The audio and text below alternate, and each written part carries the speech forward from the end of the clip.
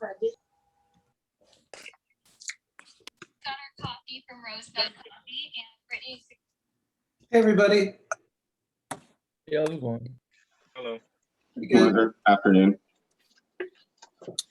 Hey.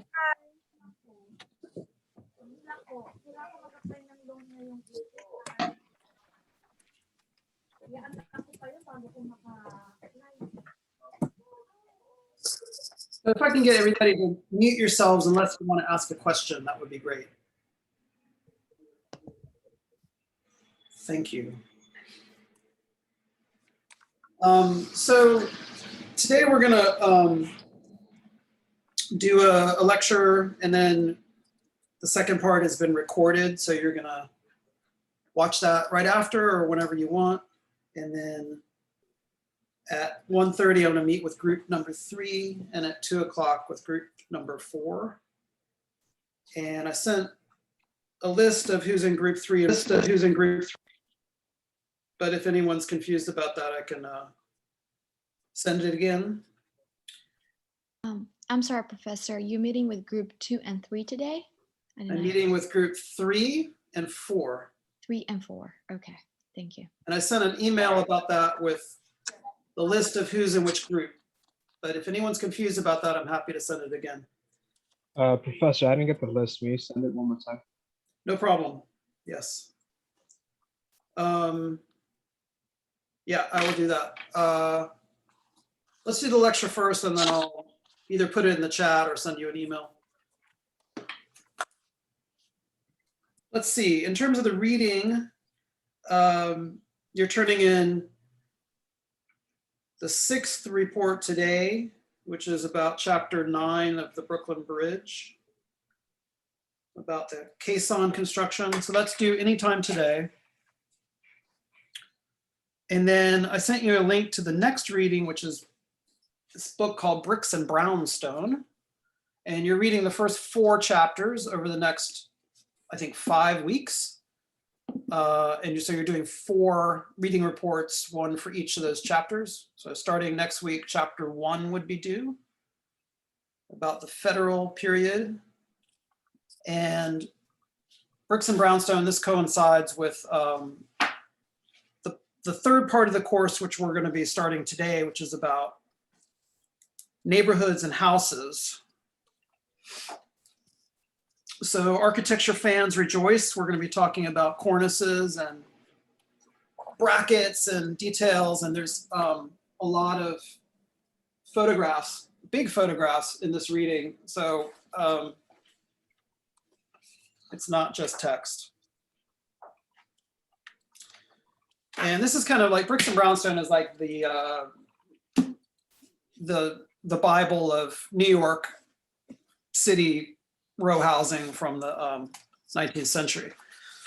There's a brand new edition out, which be great if we could use, but my copy is caught in school where I left it a year ago. So the original edition is great too. So the new edition just has kind of nicer color photographs in it. But the original edition is basically the same text.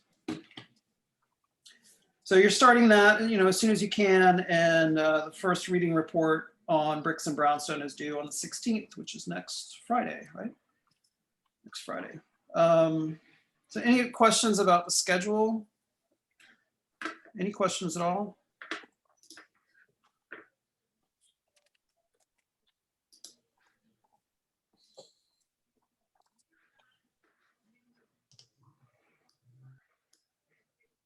Well, if anything occurs to you, you can ask me during the lecture or after.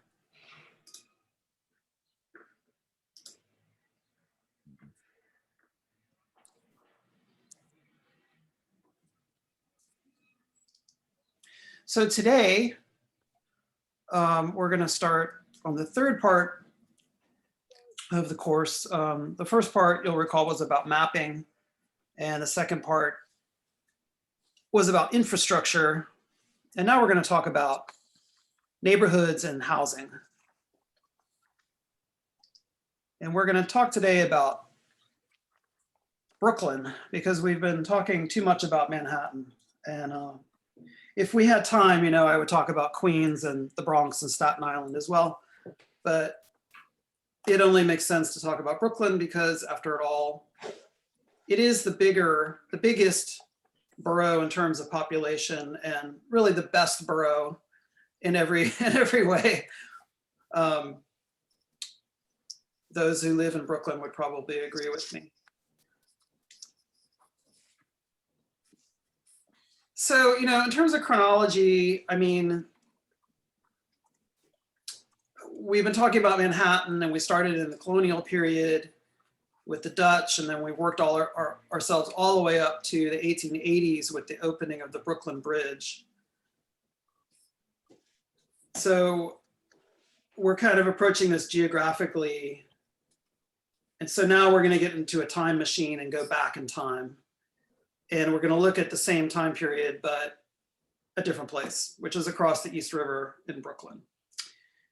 So you'll all remember this map. This is the Manassas map from 1639. And it does show the area that became Brooklyn, a little bit of it anyway, although its focus is on Manhattan.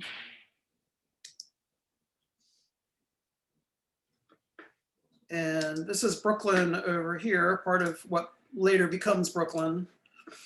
And about the only thing that it shows is an example of a longhouse, which is the Lenape architecture. And not a whole lot else. It does show looks like the beginnings of some kind of road here, but that's about it. So kind of inscrutable. But then in 1766, we get the Ratzer map, which shows Brooklyn in almost photographic detail. And we talked about the Ratzer map a lot in the first part of the class, but always in reference to Manhattan with the various landmarks like the Commons and Broadway and Trinity Church and things like that, Lispenard's Meadows. But we can talk about the same map and talk about Brooklyn because there's a lot going on there. So if you compare it to Manhattan, excuse me, this area of Manhattan, which is rendered in pink, is the developed part of the city. So this was an urban landscape, and you can see that there's no pink on Manhattan. So comparatively speaking, Brooklyn was not a city at that point, 1760s. It was definitely still farmland. So everything that you're seeing here, you can even see some of the farm boundaries. Here's one. Some of it's kind of clear, some of it's not. That's a farm. But it was basically farms and orchards, and then here you can see it even better, and wetlands. So this was all a salt marsh down here, salt marsh along the edge of the river. And then out here is Red Hook, which we'll talk about more in a second, which was basically an island at that point. You can see that this is dry land, but this is all marsh here.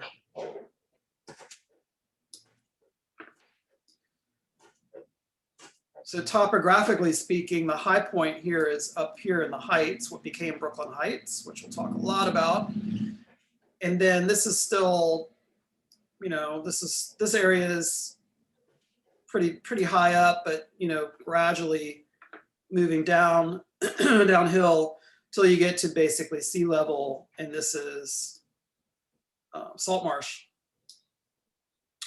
And Red Hook was a little island. So over the years, just like in Manhattan, there was fill added to the edges of Brooklyn, and so that it could be built upon.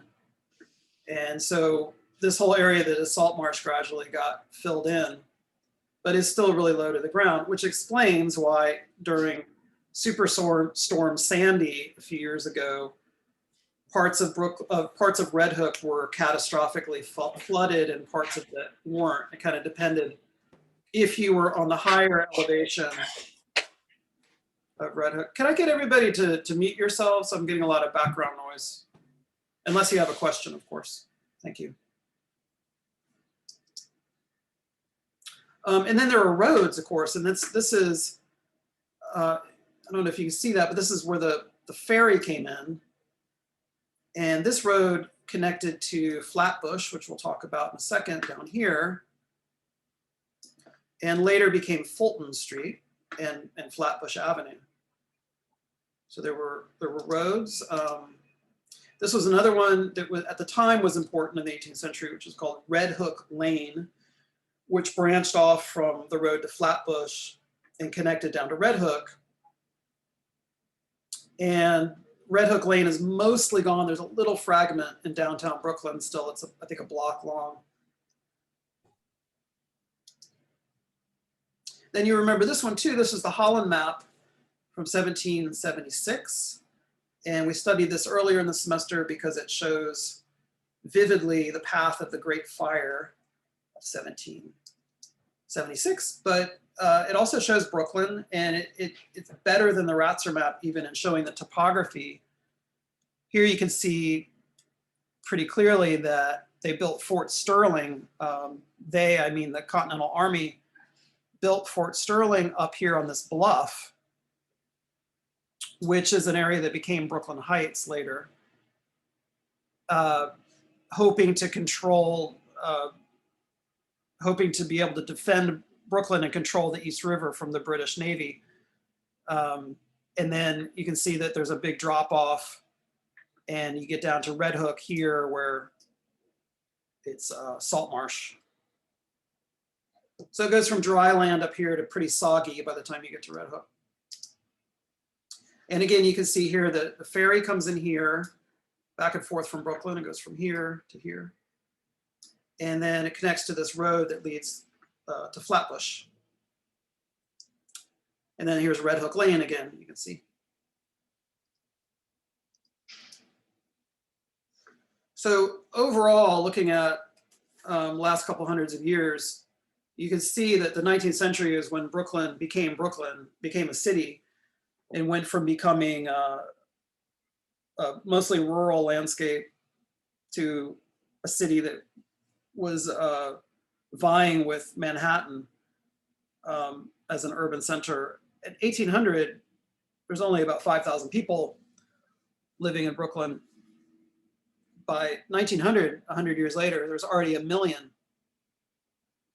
And then look what happened between 1900 and 1920. The population doubles from 1 million to 2 million. So it took 100 years to get to 1 million people, and then only 20 years to get to 2 million. So that's pretty drastic. And why would that happen? Well, the main reason is the subway, which we'll talk about in the second part of the lecture. The subway extends to Brooklyn in 1908, and then there ended up with 4 lines by 1933, I think. And so the subway really was what caused that drastic increase in population. And then you can see that then from 1950 to 1990, so comparatively recently, almost 500,000 people left Brooklyn. This was in the post-World War II decline of cities in general, and Manhattan experienced a similar decline.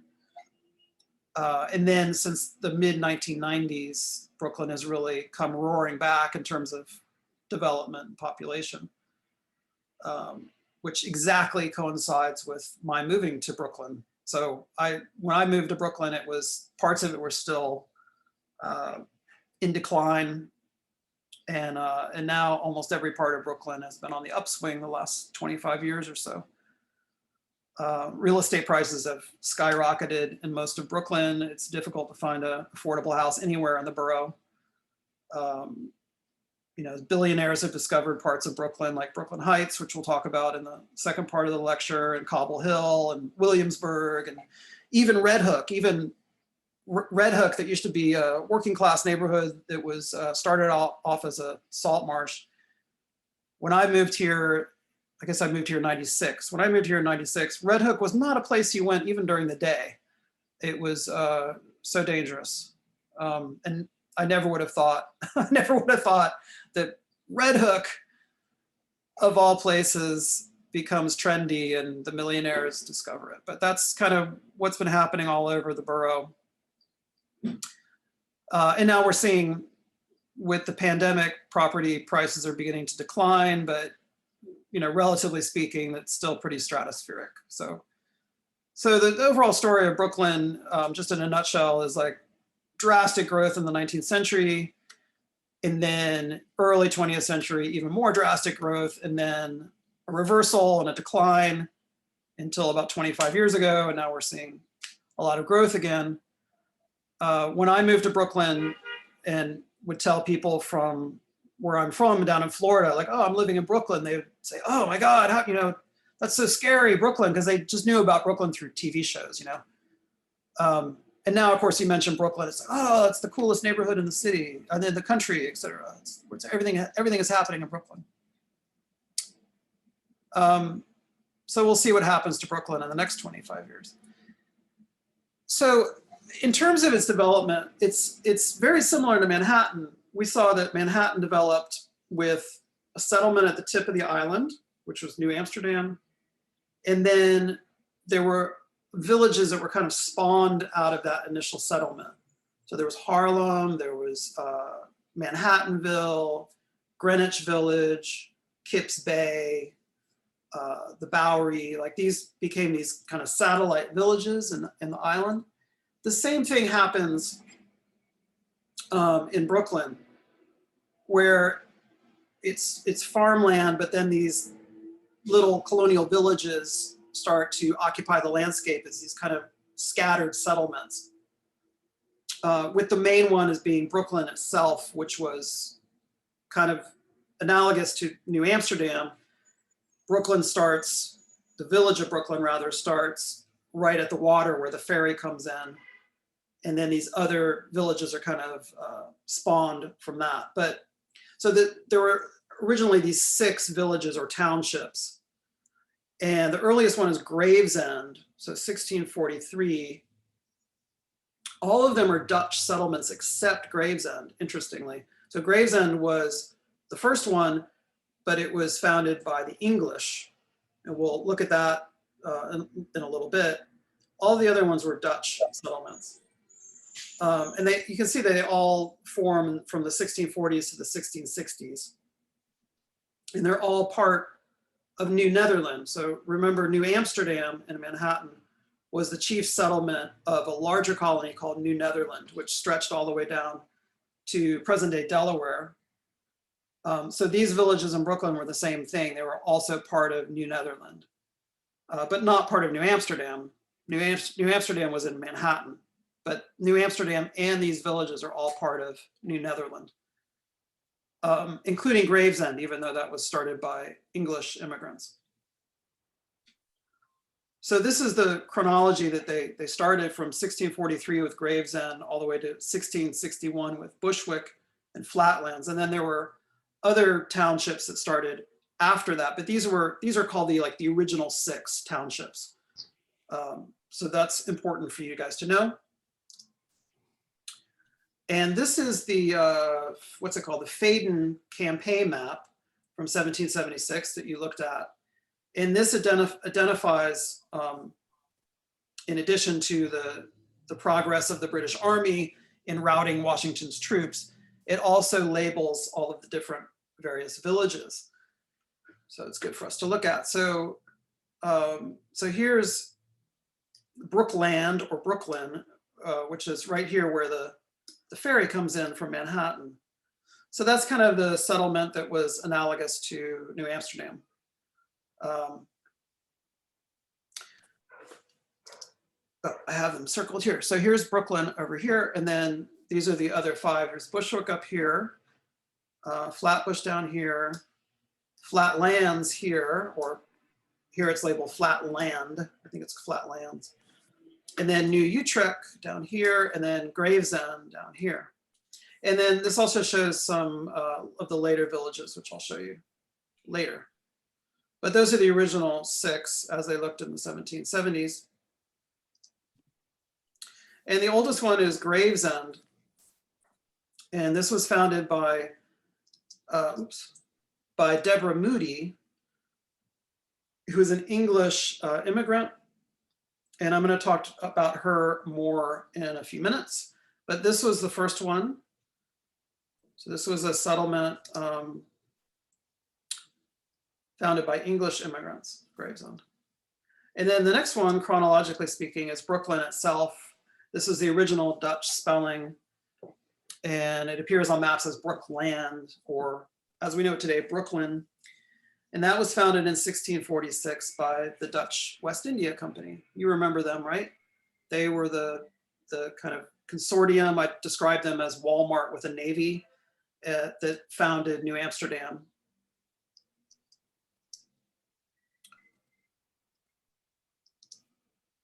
And then the next one that was founded in 1651 was Flatbush.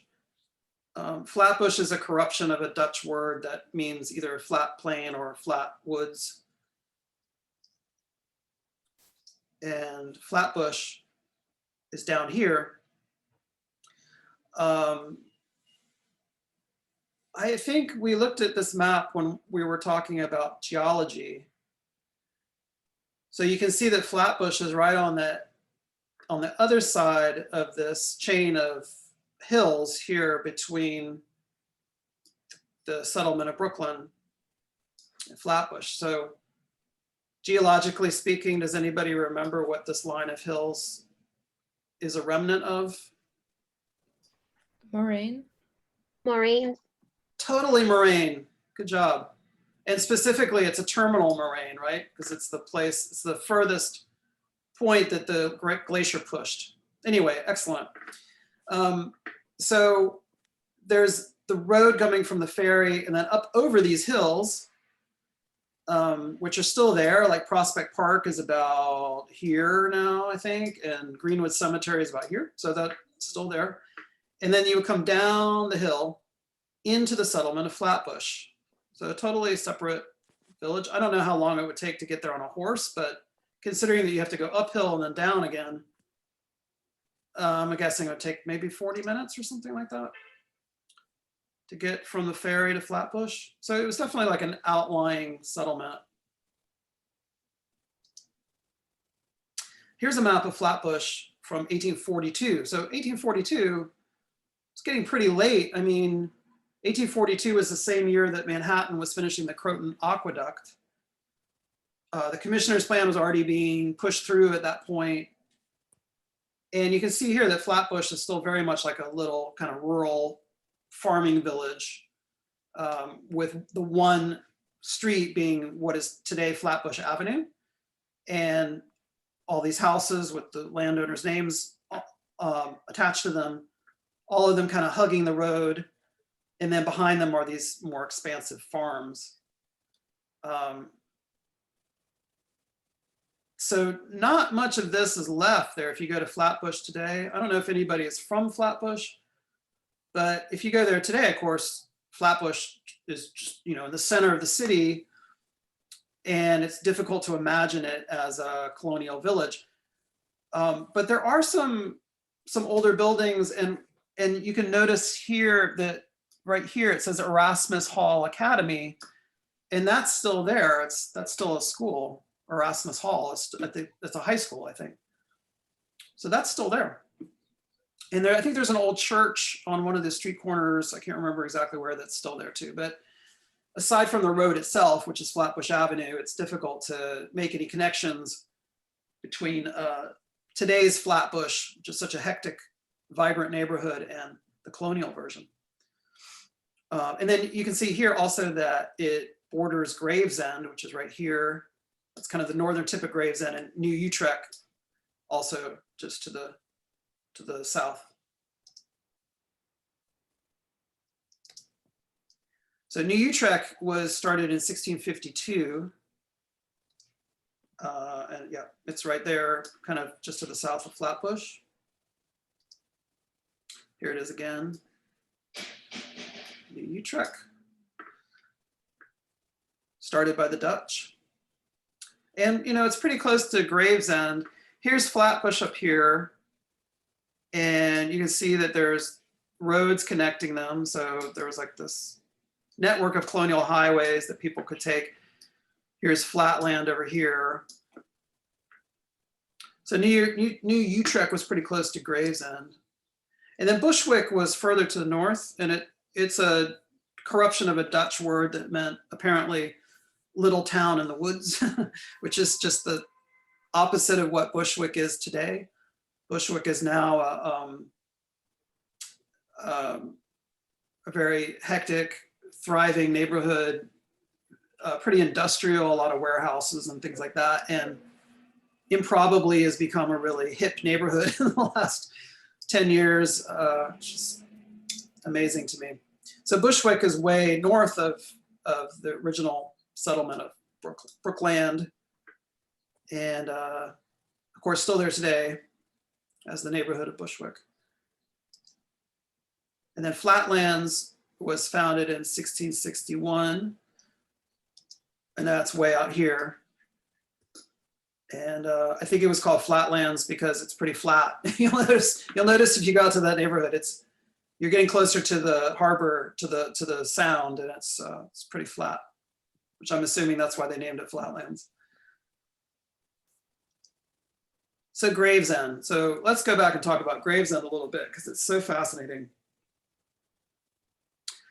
1643. So 1643 is what, 19 years after the first settlers were put out on the tip of Manhattan and started building what became New Amsterdam. So only 19 years after that. So 1643, that would have been 10 years before Stuyvesant built the wall that became Wall Street. Way before the Costello plan that shows New Amsterdam that you looked at. 1643, though, is during that horrific genocidal war that the Dutch start against the Lenape, local Lenape. So right during that awful period. And so early on, and you'll notice that in this course, we've talked about power structures from the Common Council to the legislature, to various commissioners for the Commissioner's Plan, for Central Park, various engineers like Roebling, which is much later, of course. But we haven't talked a lot about women in positions of power because there weren't any to speak of. And decisions were basically made by men, from political decisions to engineering and architectural decisions. Totally male-dominated history that we're talking about here. So 1643, Gravesend is founded by a woman, Deborah Moody. And she was a really interesting character. So she was from England. She had married into the English aristocracy. And then her husband died. And they were Anabaptists, which was a sect of Christianity. And at the time was considered blasphemous. The Anabaptists were persecuted for their beliefs. Certainly wasn't in line with the Church of England, and also wasn't in line with the Puritans either, who came over to Massachusetts, to Plymouth and Boston. So it wasn't part of that either. Both the Church of England and the Puritans felt the same about the Anabaptists, which is they were heretics, basically. So she was an Anabaptist and becomes a leader of the Anabaptists. And she, after her husband dies, she immigrates over to the Massachusetts Bay Colony, which was up by Boston, in 1639. So really early on. And she and her followers live in the Massachusetts Bay Colony, but they're persecuted for their religious beliefs. And they're excommunicated by the Puritans who were in charge of the colony. So now they don't know where to go. So she and her followers are refugees again. At the same time, the Director General of New Amsterdam, who you may remember is a guy named William Kieft is waging this genocidal war against the Lenape around New Amsterdam. And so he puts out the word that he wants to attract colonists to the area so that they can occupy the Lenape's land and kind of create a bulwark against the Lenape. So he's trying to increase the population of New Amsterdam. And so he's promising people land grants that they will come and settle the kind of surrounding area around Manhattan. So he invites Deborah Moody and her followers to come down and start their own settlement where he promises that they can worship in peace and they won't be bothered for their religious beliefs. So this is what she does. So she and her followers go from Massachusetts down to what later becomes Brooklyn, and they start their own colony. And they're basically pawns of Kieft because he's fighting against the Lenape, but they have their own agenda, which is religious freedom. So, so they start their own settlement, which is called Gravesend, on this land grant, and it's huge. It's a big part of Brooklyn that it goes all the way from practically up to Flatbush, all the way down to present-day Coney Island. So a big part of what it would become Brooklyn. So here you can see it down here, but it was really much bigger than this. It was, I don't know the exact shape of it, of the original land grant, but it was something like, probably like that, going all the way down to Coney Island.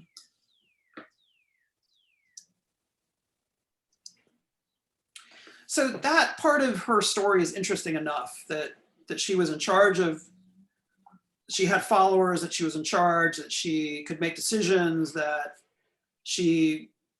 people accepted her as a leader of a community, that she started her own community. I mean, all that is impressive enough, but she also was an urban planner at a time when there were no women urban planners and wouldn't be for centuries. So she also lays out a town and lays it out in a really specific, interesting way. So you can see from this plan that it was a grid. It was a very small grid, but it was a grid. And so almost 200 years before John Randall and the Commissioners Plan grid, there was another community nearby that was designed according to a grid. And this makes sense because grids had been used since Roman days. This was an old idea of Roman settlements, that it's the easiest thing to kind of cut a settlement out of the wilderness by making it a grid. It's easy to survey. It's good to have sight lines, you know, in case someone invades the settlement. It's good to be able to see them coming. And apparently some of these early grids, they would just lay them out with rope, because you could stretch a piece of rope from one person to another and then it's a straight line. And so they were relatively easy to survey and to set up. So Gravesend is almost 200 years before the Commissioner's Plan is laid out as a grid.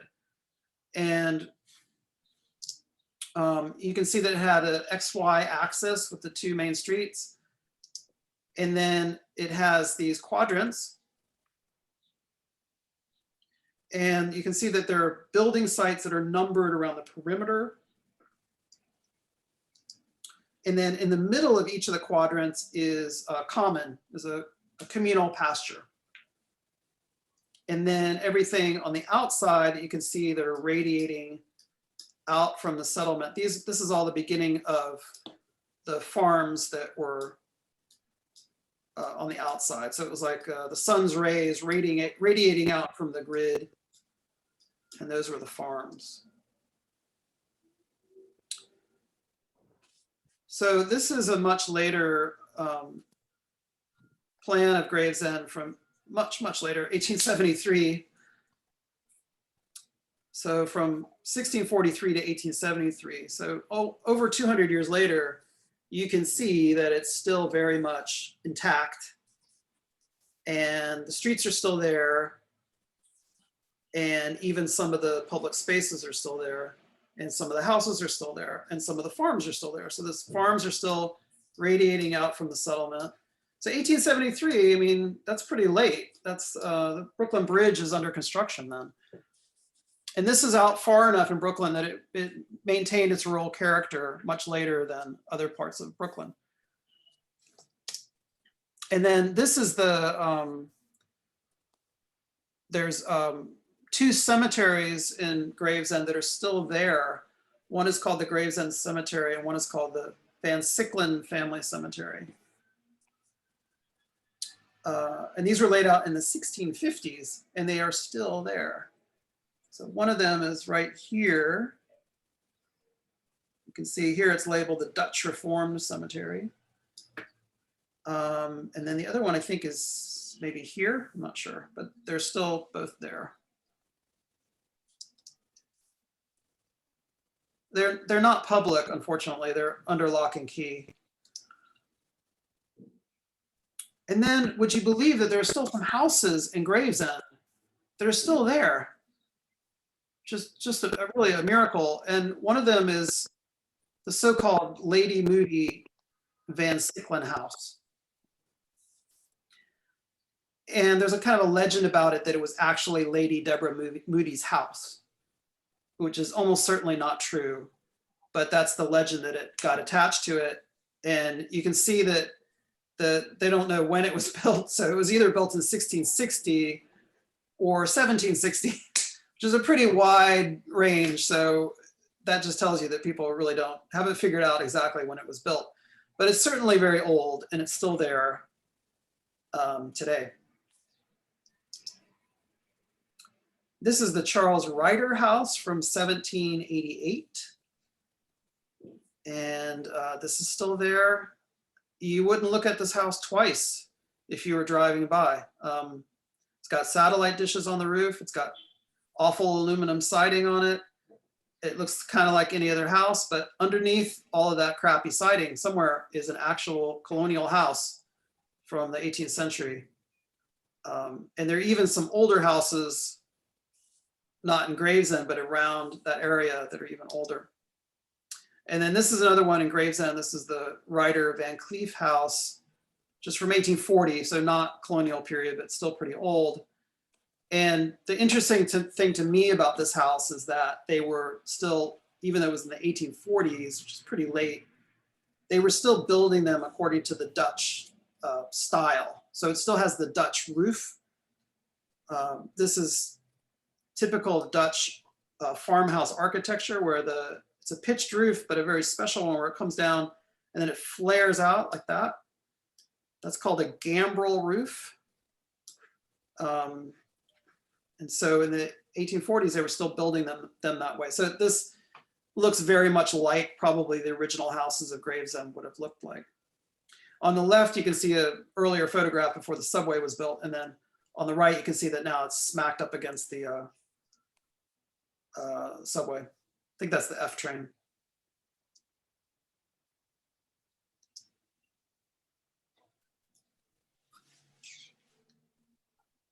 So the original 6 townships then, that wasn't the end to the establishment of villages in Brooklyn. And then in the 18th century, there were more villages established. Bedford was one of them, and then Stuyvesant Heights, and those at a certain point, when the city swallowed them, became the neighborhood that we know today as Bedford-Stuyvesant, Bed-Stuy. And in a couple of weeks, we're going to watch a movie about Bed-Stuy, which is called Do the Right Thing. And then Weeksville was later. That was a little bit later. That was one of the very first free Black communities in the United States. And there's still some remnants of Weeksville that you can see, and there's a great museum about Weeksville that was built about 10 years ago there too. And then Red Hook was a later village, and then Yellow Hook, even more obscure, was also a village. And then there were other villages that were spawned out of the existing towns. So Bushwick spawned Williamsburg in the 1820s, and new lots came out of Flatbush in the 1850s. So it was kind of this gradual process of new villages, new settlements, and then subdivisions of settlements. And there were more and more of them. And then also a process of gradually the city expanding from the East River and swallowing the villages to the point where today, of course, all of them have been long since swallowed. So going back to the 1776 Faden map, you can see some of these later villages. Here's Yellow Hook over here, right against the water, just north of Red Hook. Sorry, south of Red Hook, which is up here. I guess Yellow Hook would be in present day, like Sunset Park, something like that. And then here's Bedford right here, which you can see based on its font size was a pretty important village at that point. And then here's New Lots. And all of these, of course, exist today in neighborhoods in Brooklyn. So this was a gradual process of, very, very gradual process over several centuries of the city swallowing these villages and the areas that had been farmland being built up into urban fabric. And then their identities going from separate settlements or villages or towns to neighborhoods. So all of them, I think, are still there except for Yellow Hook. I mean, New Utrecht is a neighborhood, Flatlands is a neighborhood, Bushwick, Williamsburg, Bed-Stuy, Flatbush, Red Hook, these are all still there. It's just that you can't tell when you're leaving one and where one begins and another starts, one starts and one ends. So it's just kind of a gradual process from village to neighborhood. Very, very gradual. But the cool thing is that if you look at the city and you know where to look, you can see remnants of the old villages here and there. So do you see what's going on here? That this is Gravesend, which is now, part of the city, but can you see the original four squares that Deborah Moody laid out in the 1640s? Here they are, and here's that cemetery still there. And now the subway crashes right through it. This is the F train. So very different, but if you look at it from above, you can still see the quadrants that she laid out. So I love it when that kind of thing happens. Okay, so then Brooklyn Heights. So to continue the studying neighborhoods, so Brooklyn Heights was not part of the original 6 towns. This is much later. Now we're talking 19th century. And it was a planned development that was New York's first suburb. It was conceived as a suburb, a place for commuters to go back and forth from Manhattan. And so it has no relationship to the original 6 villages or the 18th century villages that were spawned out of the original 6. It has a totally different history, but it's important for us to study in detail because of its history and because of the fact that there are 600 something houses from the early 19th century that have been meticulously preserved. So we can kind of use it as a laboratory to learn about housing of the 19th century. So the second part of the lecture is about Brooklyn Heights and its history.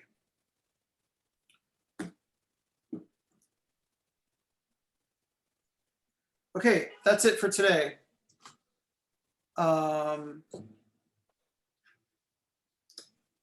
anybody have any questions about any of that? I wanted to ask, from what year did the ferry start running between Brooklyn and Manhattan? Was it like with the introduction of steamboats, or was it before that? It was way before the steamboats. So they had, I don't know when it actually started, but I think it must have been really early, because I think as soon as anybody could, I think it must have been from the Dutch era, that there was some kind of ferry service going back and forth, but I don't know. I think it was probably something that was irregular, and then got to be more predictable and things like that. And then in 1814, it turned into a steamboat service, which was an important step. But before that, it was, I guess it was you were just using the wind. But I don't know exactly when it started. It's a good question. Thank you. You're welcome. Anybody else have any other questions? I was wondering which of the locations from today you'd recommend visiting the most. Oh, Gravesend, no doubt. I mean, if we were in person, I would probably take you down to Gravesend and show you guys. And certainly we would go to Brooklyn Heights if we were in person. So if Can you I want ask you why Gravesend? Because I live Flatbush, so can you tell me why Gravesend? because of its history that I just went over. I mean, the fact that it was started by a woman, that there's still remnants that are still traceable there, the old houses, the streets and everything, the cemetery. But you know, Flatbush is fascinating too. I'm trying to think of the name of the old church in Flatbush that's still there. And there's Erasmus Hall that's still there, so. And then there's Brooklyn Heights, Abram. I mean, if we were in person, we would go to Brooklyn Heights. So if you want to, you know, see stuff in person, that's great. I don't, we're not doing that because we're doing this remotely. So I don't want to put any pressure on people to go see things in person. But if you feel safe and you want to do it, yeah, definitely. I would maybe start with Brooklyn Heights and then go check out Flatbush and Gravesend. Cool. Thank you so much. Mm-hmm. And we're going to do a virtual tour of Brooklyn Heights, which isn't the same thing, but it's something.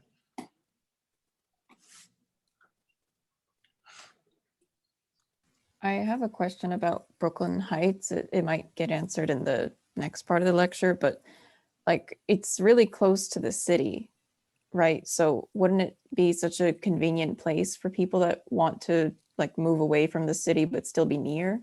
Like why did it get developed so much later? Oh, why did it get developed later?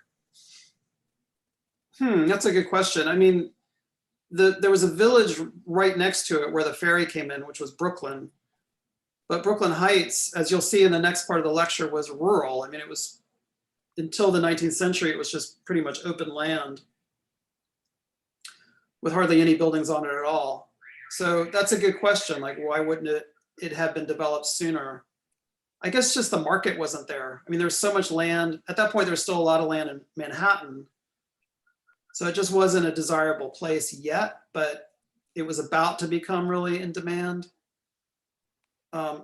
It's uphill. I mean, if you walk from Fulton Street up into Brooklyn Heights, you can definitely feel it today. It's like, you definitely have to hike uphill. So that might've had something to do with it. I don't know.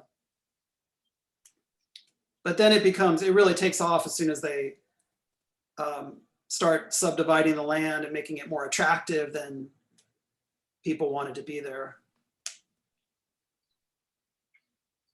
Hope that answers your question. Kind of, yeah, thanks. I guess I don't know why there weren't more people there. I mean, it kind of makes sense that they would have been there before because it is so convenient to the ferry.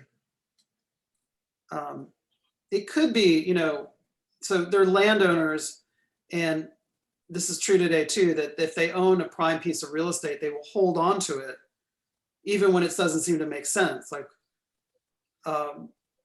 there are certain people today that are famous for doing that. Like they're going to hold on to try to get the best price. So that may have been happening there, that there were these really prominent landowners like the Pierpont family and the Remsen family and the Joralemon family. And they may have just been holding on to their land, waiting to get the best price for it. Once the ferry service turns to steam power in 1814, then suddenly there's the demand there. And that causes them to develop the land. So I think that's probably what was going on. So you said the Anabaptists like came to Gravesend because of like religious persecution, right? Yes. from the Puritans, Puritans? yeah, in Massachusetts. So ironic, right? Because the Puritans had fled Europe trying to get it away so where they could practice their religion, and then they in turn persecuted people who didn't agree with them.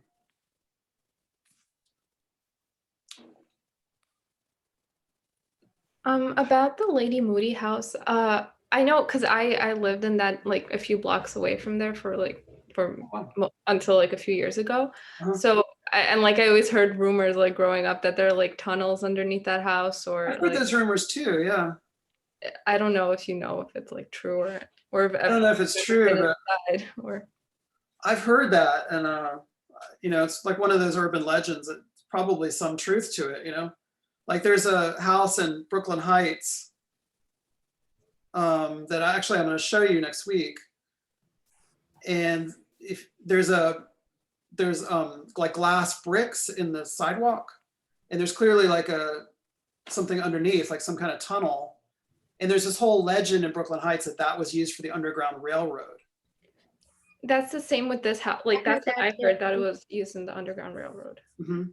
So And so I don't know if that's true about the house in Brooklyn Heights, but what is true is that Brooklyn Heights was at the epicenter of the Underground Railroad. It was one of the main way stations for fugitive slaves. So that part is absolutely true. But that house, that tunnel underneath that house, it could have just been used for storage. I don't know. So with Lady Moody's house, it could be a similar story. Maybe there's some reason there was a extra basement down there to store grain or something. I don't know. Or maybe it was used for the Underground Railroad or some other purpose. I don't know. okay. I'm just dying to go underneath and find out. Yeah. I think it's just people. I don't think it's a museum though, is it? It's just like a No, house. it's So- just a house. And Right. with a lot of like houses in that neighborhood, you'd never think they're from like the 17th or 18th century. Right, there's just people living there, so I'm sure Yeah. they get people knocking on their door all the time saying, I heard there's a basement and tunnel underneath your house. So I hesitate to like just knock on a door, but I desperately want to know what's going on down there. Any other questions?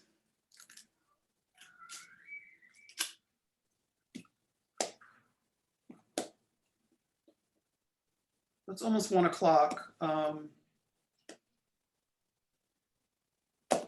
So what was I gonna do? Ash, you asked me to do something? I can't remember. To resend the email, but it's okay. I just looked at an old email. I'm in group 4, so. All right, well, just in case everybody, just so to make sure everybody knows, I'll resend that email about the group. So group 3 is meeting at 1:30 and group 4 at 2 o'clock. And I will record both of those meetings, and I really suggest that everybody watch them because I do go over other things. They're not planned discussions, and sometimes they go one way or the other way, but often there's interesting things that are talked about that will help you understand the material better. So, whenever you get time, I would try to watch those. And then you can watch the second half of the lecture about Brooklyn Heights right now if you want. I'll put that up on YouTube and send you a link right away. Or you can watch it tomorrow or the next day or whenever you want. Okay, guys. I will see some of you at 1:30 and some of you at 2, and the rest of you have a nice weekend. Have a good weekend. Yep. Good weekend, Professor. Thanks. All right. Thank you. See y'all later. Thank you. Yeah. Have a good weekend. Thank you.